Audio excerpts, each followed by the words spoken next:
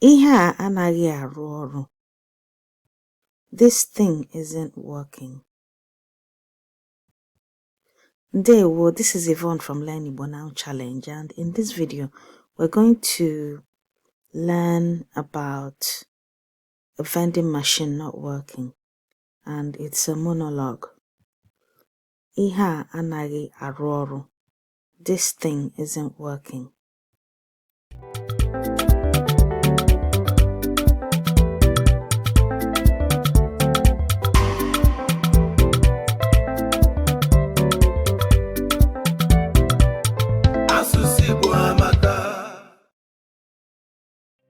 But before we start, we're going to look at 6 key words that we will learn from this monologue. And these words are nsogbu, trouble; pịa, press; nzuzu, foolish; akpịrị ịkpọ nkụ, to be thirsty.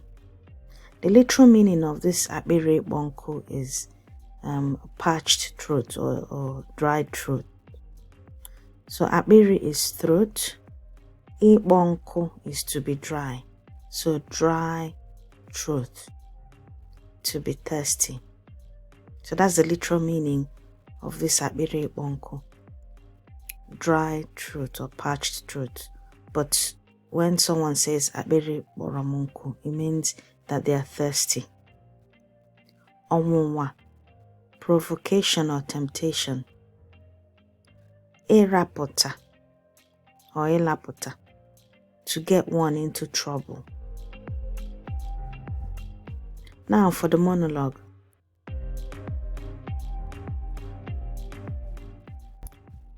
Keekwanụ ụdị nsogbu bụ ihe a?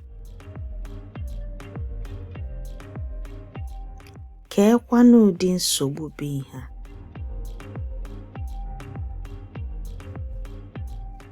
Etinyela m ego n'ime vending machine a.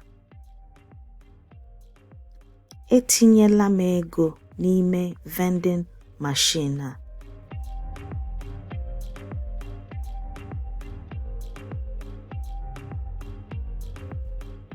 Pịa ihe m kwesịrị ịpị. Pịa ihe m kwesịrị ịpị.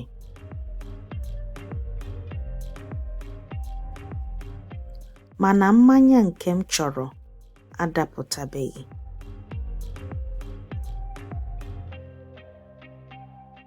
Mana mmanya nke m chọrọ adapụtabeghị.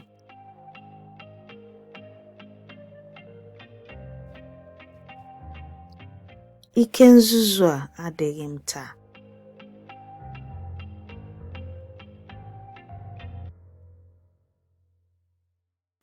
Ike nzuzu a adịghị m taa.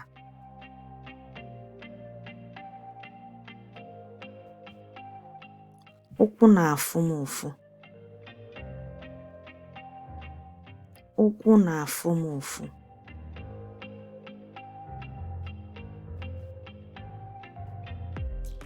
Apịkatala m ihe a, mana ọ kweghị enye m mmanya m.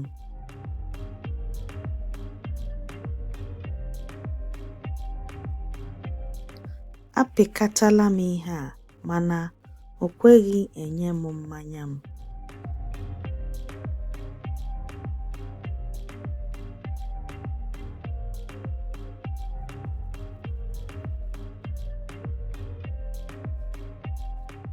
Ngwanụ, nyeghachizie m ego m.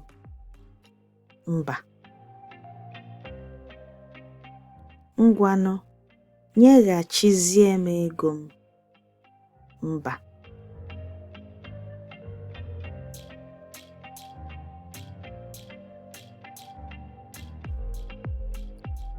Ọ na vending machine a aghọtaghị na akpịrị kpọrọ m ezigbo nkụ.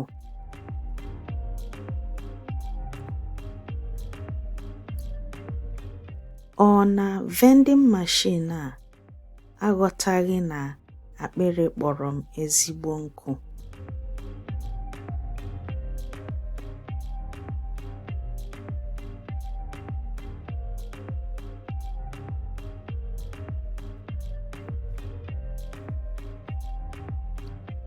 Kemgbe m kwụ ebe a na-eme ihe a, ọ chọghị ime ihe o kwesịrị ime.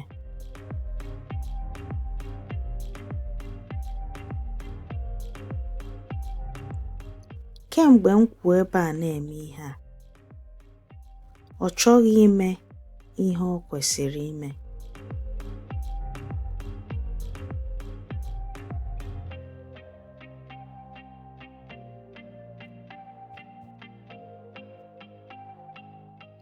Nke a aghọọla ezigbote ọnwụnwa.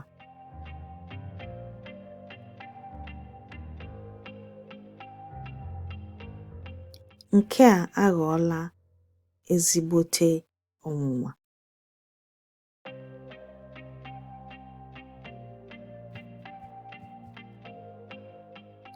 Achọghị m ịkụka mkpọkọrọ Igbo a.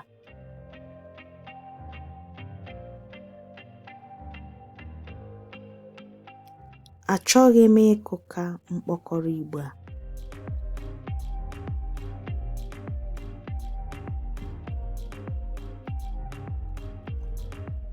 Ka m lawa. Ihe a agaghị arapụta m taa. Ka m lawa.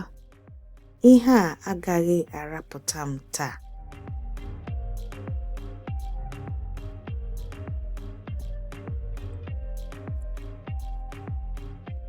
So the words we've learned from this monologue are nsogbu, trouble, pịa, press, nzuzu, foolish, akpịrị ịkpọ nkụ, to be thirsty. Like I said before, akpịrị ịkpọ nkụ is to be thirsty, but the literal meaning of this phrase is akpịrị is throat, and then ịkpọ nkụ is to be dry or parched. So akpịrị ịkpọ nkụ, parched throat, to be thirsty. Ọnwụnwa, provocation or temptation. Ịrapụta, to get one into trouble. That's it for now. Ka o mesịa. See you soon.